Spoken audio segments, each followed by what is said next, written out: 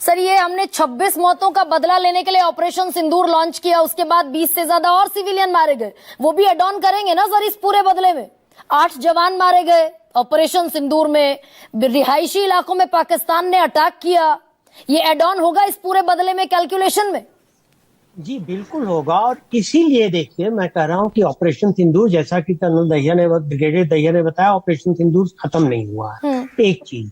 दूसरी चीज ये है कि ये एड ऑन भी कि आप एक क्या करें कि हम पाकिस्तान के भरोसे पे क्यों हमने कर दिया। हाँ। ये पाकिस्तान के भरोसे पे नहीं था। शायद मैंने आप ही के चैनल में और आप ही एंकर थी, मैंने ये कहा था कि ब्रिगेडियर जनरल विनोद नरवाने का एक बड़ा अच्छा मनोज नरवाने का एक इंटरव्यू आया, मनोज नरवाने, जिसमें उन्होंने ये साफ कहा है कि देखिए सेना जो काम करती है वो बॉलीवुड में दिखाए गए फिल्म, बॉलीवुड की फिल्मों में दिखाए गए सीन्स की तरह नहीं करती।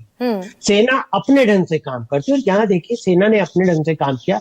सेना को शुरू से खुली छूट दे दी गई थी। तो सीज फायर का जो फैसला आप ये कह रहे हैं कि वो पॉलिटिकल फैसला नहीं था, वो एक मिलिट्री डिसीजन था, सेना ने डिसीजन लिया कि सीज फायर करना है।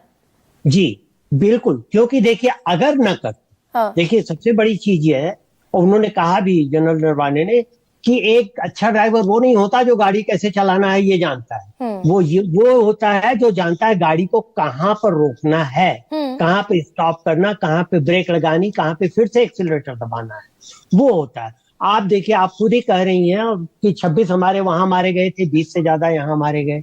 अगर हम बिना बात के कह देते, इस जोश में आके कि हाँ पाकिस्तान को नेस्तनाबूद कर देंगे, कर सकते थे, लेकिन दोनों देश एटॉमिक पावर है, एक भी किसी की ओर से न्यूक्लियर बम चलता। तो फिर सर एक सेकंड फिर समझाइए दर्शकों को ये भी कि पार्लियामेंट में जो एक लड़ाई चलती है और पार्लियामेंट में जो एक नैरेटिव बिल्डअप होता है कि 1948 में कबीलों ने जो हमला किया था पाकिस्तान की तरफ से, अगर लड़ाई ना रुकती, 2 दिन और चलती तो पीओके हमारे कब्जे में होता।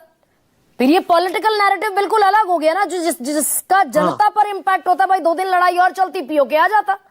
नहीं तो वही तो आप 65 में भी कह सकते हैं कि लाहौर के पास पहुंच गए थे, 71 में भी कह सकते हैं, लेकिन उस वक्त की गवर्नमेंट ने ये देख करके कि आज भले आप उसकी आलोचना करें, लेकिन उस वक्त की गवर्नमेंट ने ये सोच करके कि उस वक्त क्या मुफीद है ये किया।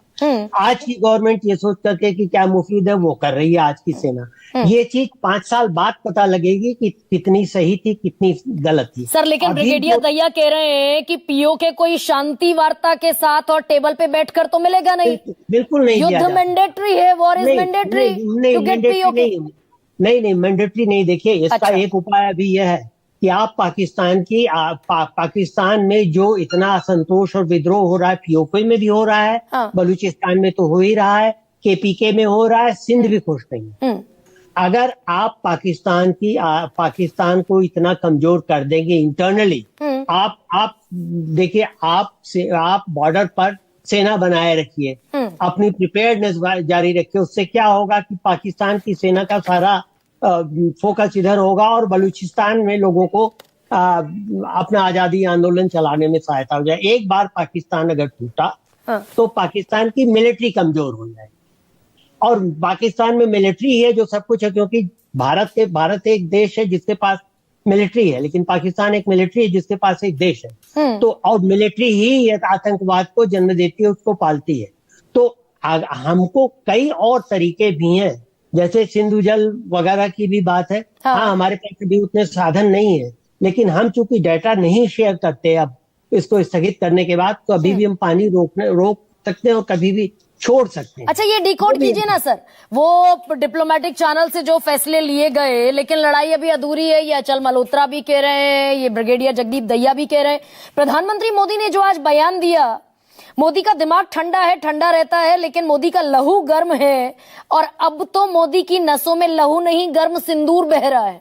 ये इसे डिकोड कीजिए जरा, जब एक देश के सर्वोच्च पद पर बैठा हुआ व्यक्ति अपने राष्ट्र को के संबोधन में, राष्ट्र के नाम संबोधन में ये मैसेज कन्वे करता है, क्या समझे इस देश की आवाम? मैं तो ये कहता हूँ कि प्रधानमंत्री को ये कहने के बजाय अगर ये कहते कि देश के लहू में अभी सिंदूर बह रहा है, अच्छा, वो ज्यादा अच्छा होता। लेकिन शायद प्रधानमंत्री जोश में जैसे भी बोल गए, उन्होंने ये सोच के बोला हो कि मैं जनता को रिप्रेजेंट करता हूँ, जनता का प्रतिनिधि हूँ, तो मेरे लहू में अगर गर्म सिंदूर बह रहा है तो इसका मतलब जनता के लहू में बह रहा है। तो वो तो जो चीज है भाषण की बात में नहीं वो करना चाहता, लेकिन स्पष्ट बात ऐसे मौके पे तो भाषण भी बड़ा संजीदा हो जाता है ना सर।